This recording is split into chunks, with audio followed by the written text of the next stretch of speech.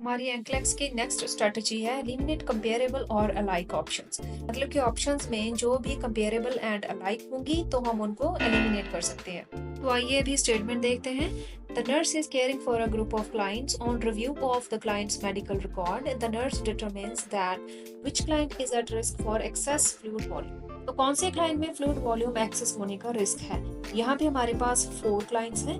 पहला क्लाइंट है हमारे पास द क्लाइंट टेकिंग डायरेटिक्स। अभी हमें पता है कि डायरेटिक मेडिकेशंस जैसे कि लेसिक्स, स्पाइरोनोलेक्टिन, ये सारे डायरेटिक्स होते हैं और ये फ्लूइड को बॉडी में से बाहर निकालते हैं। हमारा ये क्लाइंट फ्लूइड वॉल्यूम एक्सेस होने के रिस्क पे नहीं है क्योंकि डायरेटिक्स ले रहा है, तो हम इस ऑप्शन को एलिमिनेट करेंगे।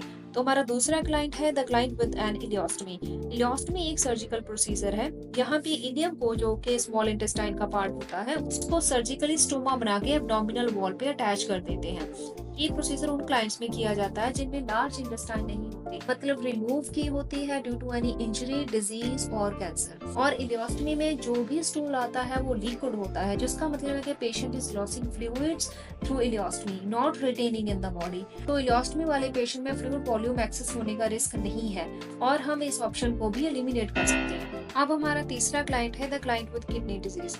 तो हमें पता है कि जिस क्लाइंट की किडनी से काम नहीं कर रही, तो उसका मतलब है कि फ्लूइड बॉडी में से बाहर ही नहीं निकल रहा और अंदर ही इकट्ठा हो रहा है। तो हमारे इस क्लाइंट में फ्लूइड वॉल्यूम एक्सेस होने का रिस्क है, so we will select this option. तो अभी फोर्थ क्लाइंट को देखते हैं, the client with undergoing GI suction.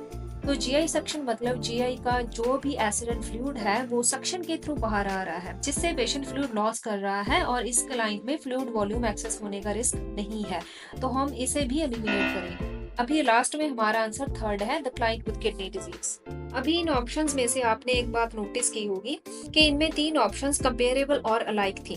दूसरे शब्दों में कहें तो उनका मतलब जो है, जो उनका मीनिंग है, वो सेम आ रहा है। जैसे कि फर्स्ट वाला क्लाइंट डायरेटिक्स ले रहा है और फ्लूइड लॉस कर रहा है, दूसरे क्लाइंट के इलियोस्टमी है, फोर्थ क्लाइंट की जीआई सक्शनिंग चल रही है और फ्लूइड लॉस कर रहा है। ये तीनों ऑप्शंस हमारी कंपेरेबल और अलाइक हैं। इसका मतलब है कि फ्लूइड लॉस हो रहा है बॉडी में से और ये क्लाइंट फ्लूइड वॉल्यूम एक्सेस होने के रिस्क पे नहीं है। हम इन तीनों ऑप्शंस को एलिमिनेट कर सकते हैं। तो हमारी एंक्लेक्स की आज की यही स्ट्रेटेजी है कि एंक्लेक्स में अगर आपको ऑप्शंस कंपेरेबल और अलाइक लग रही है तो उनको हम एलिमिनेट कर सकते हैं।